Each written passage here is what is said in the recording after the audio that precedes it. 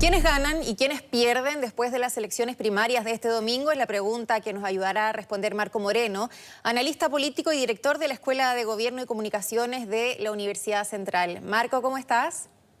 Hola Claudia, muy buenos días. Buenos días. Bueno, me imagino que para ti tampoco fue una sorpresa, primero que todo, la baja convocatoria. Ahí se trataban de culpar entre el gobierno, el CERVEL, los partidos políticos, pero la verdad que hay una gran responsabilidad de los partidos que sabemos que ya no convocan a mucha gente, ¿no?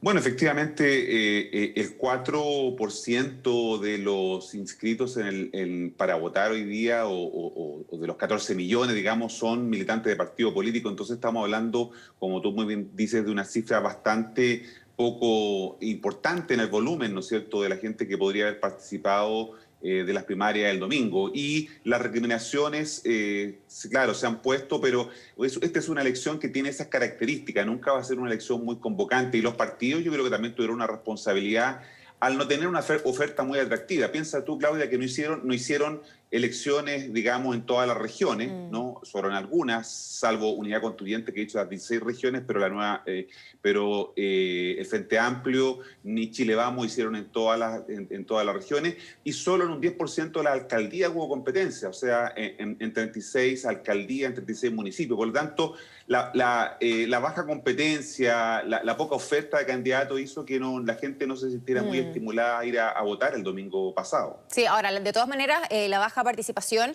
en elecciones es una tendencia que se viene dando hace bastante tiempo, porque esto no es comparable al plebiscito. El plebiscito fue una situación excepcional por la cual se peleó bastante para obtener y que convocó a muchos jóvenes, a diferencia de lo habitual. ¿Por qué? Porque sí existía este sentido de que se podía hacer una diferencia, ¿no? Y que iba a marcar lo que se viene para Chile, a diferencia de cuando hay que votar por presidente, por ejemplo, que muchos dicen todos son iguales, y en este caso, sobre todo, que además había muy poca gente que sabía que habían elecciones el domingo.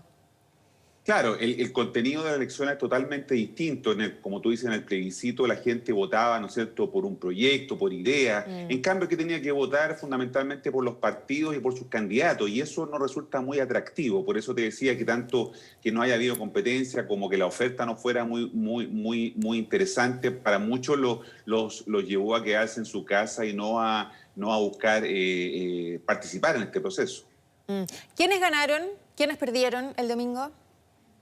Bueno, yo creo que entre los ganadores hay que consignar al pacto Unidad Constituyente, la ex Nueva Mayoría, más el PRO y Ciudadano, que lograron convocar un número muy importante de personas a la elección. Dentro de los pocos que fueron, digamos, un porcentaje significativamente mayor fueron los del pacto Unidad Constituyente. Piensa tú que si comparamos las 4 regiones donde compitió el Frente Amplio y Unidad Constituyente convocó a 127.000 personas, en cambio el Frente Amplio convocó a 64.000 personas en esas 4 regiones donde compitieron, para hacer la comparación, ¿no? Lo que habla de prácticamente un doblaje en el número de personas que fueron convocadas, ¿no? Y por lo tanto yo diría que Unidad Constituyente es un ganador en estas elecciones. También ganó, ¿no es cierto?, al interior del Frente Amplio el Partido Comunes, ¿no?, que teniendo una sola diputada en la región metropolitana,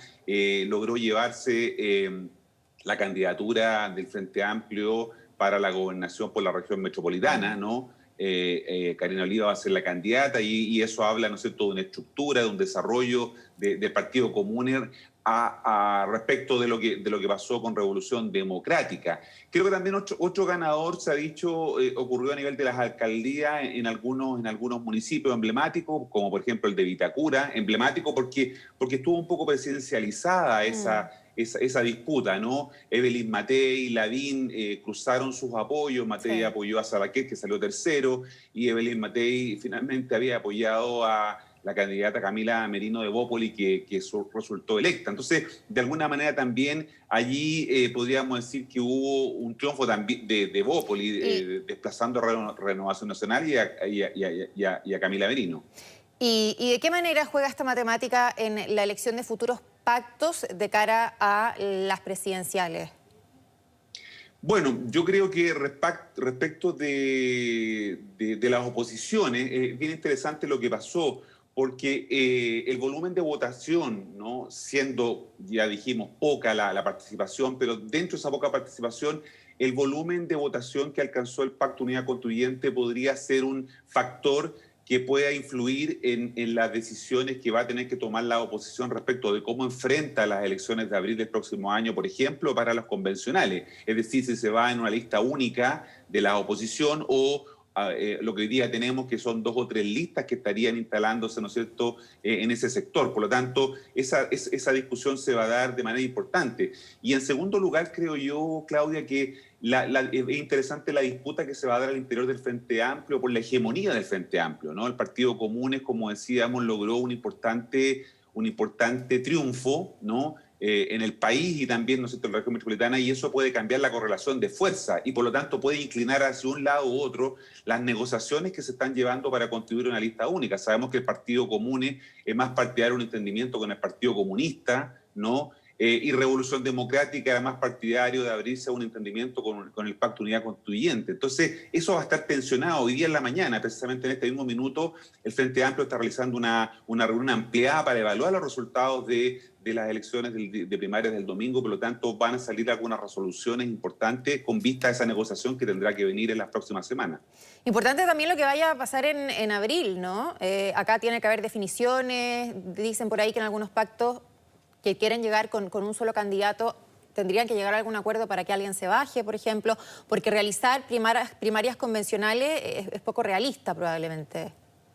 Sí, esto último de las primarias convencionales es una tesis que está planteando la candidata al Frente Amplio, Karina Oliva, y su partido, ¿no? En el sentido de que hacer una primaria, como dices tú, convencional, trayendo al Partido Humanista, que recordemos que tiene un candidato, también, perdón, al Partido Comunista, que también podría ser un factor, y de ahí sacar, ¿no es cierto?, un solo candidato. Pero la respuesta de Orrego en este sentido fue bien clara. Orrego sacó 10.000 votos más que todo el Frente Amplio en la región metropolitana. Sacó 44.000 votos versus los 34.000 Y él no está votos dispuesto a una primaria, por lo demás. Y él, claro, dijo, bueno, no hemos sido nosotros los que nos levantamos de la mesa, lo dijo textualmente así, para llevar o levantar una primaria independiente, entonces, o aparte. Y por lo tanto no creo que esté en disposición del partido o de la coalición o del pacto que sacó más votos, no solamente en la región metropolitana, sino que en todo el país, tener que ceder su espacio al Frente Amplio, que sabemos que está de alguna manera conflictuado internamente por lo que está pasando a propósito de las primarias. Claro, ahora uno se pregunta cómo se podría zanjar, porque Claudio Orrego dice acá ninguna posibilidad de hacer primarias convencionales, dice no le podemos pedir a los ciudadanos que vayan a votar entre Navidad y Año Nuevo, por ejemplo. Y ayer nosotros conversábamos con Karina Oliva, fuimos bastante insistentes preguntándole finalmente cómo se iba a zanjar efectivamente este tema. Y ella insistía, a pesar de lo que dice Claudio Orrego, en que acá tiene que ser la ciudadanía la que se pronuncie. Por ende entendemos que ella va sí o sí por realizar primarias convencionales. Y esto no va a suceder probablemente. Entonces, ¿cuál es la opción? ¿Que ella se baje? Bueno, si tuviéramos que evaluar en función del peso electoral, claro, ¿no? De la capacidad para desplegarse en la región, evidentemente el candidato del Pacto Unidad Constituyente corre con absoluta ventaja, ¿no? Está legitimado a través de la urna su opción, sacó más votos que todo el Frente Amplio, obviamente más votos que la propia candidata Karina Oliva, que resultó vencedora en ese pacto, y por lo tanto no parece ser muy razonable, ¿no?, que vaya a ser Claudio Orrego quien tenga que ceder en su legítimo opción de ser el candidato de la oposición a la región metropolitana. Por lo demás, los candidatos del oficialismo son candidatos muy débiles. Se ha hablado, ¿no es cierto?, de 2 consejeros regionales que podrían ser quienes pudieran disputar contra Orrego esta elección. Por lo tanto, es una elección donde Orrego, además, a nivel del oficialismo, corre con mucha ventaja. Por lo tanto, no parece muy razonable esto. Quizás esto pueda darse o dar lugar a una negociación más política que tuviera que ver con candidaturas al Parlamento, que quizás pudieran, ¿no es cierto?, ser parte de una negociación mayor. Y por eso que estas semanas previas al 11 de enero, que es el plazo final para inscribir candidaturas a convencionales, ¿no es cierto?, puede abrir fuertes negociaciones que se den entre estos 2 pactos para buscar un mecanismo que permita resolver esto En cualquier caso, Claro. creo que no va a ser la opción de Orrego la que se tenga que deponer en todo caso. Marco, te quiero llevar a otro tema porque hoy es un día clave, ¿no?, en la discusión del 10%. Acá, ¿quiénes pueden salir ganadores? ¿Quiénes pueden salir perdiendo? Porque, por ejemplo, el ministro de Briones ha sido duramente cuestionado por su posición ahí algo intransigente. Pamela Giles salió favorecida cuando lanza este segundo retiro. Y te hablo de políticos en general, porque acá pueden salir trasquilados ministros, parlamentarios, incluso el propio presidente. Sí, yo creo que en este minuto que se está discutiendo en la Cámara de Diputados, sobre todo cuál sería el monto al cual se le podrían aplicar los impuestos, ¿no? Esa es una de las discusiones que está hoy día fuertemente instalada. El gobierno dice 700.000 pesos y la oposición quiere subir, ¿no es cierto?, ese monto porque considera que es bastante injusto que un sueldo que es para nada, ¿no es cierto?, un sueldo alto tenga que ser objeto de los impuestos.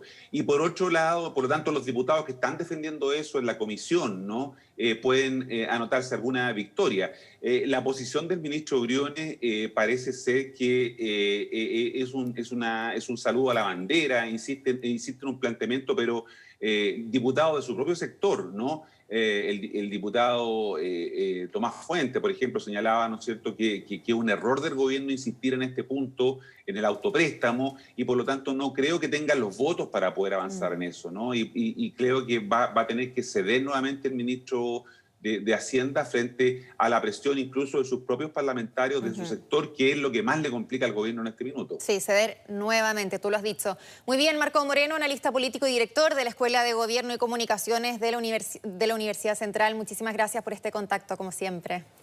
Chao, Claudia, que estés muy bien. Igual. Buenos días.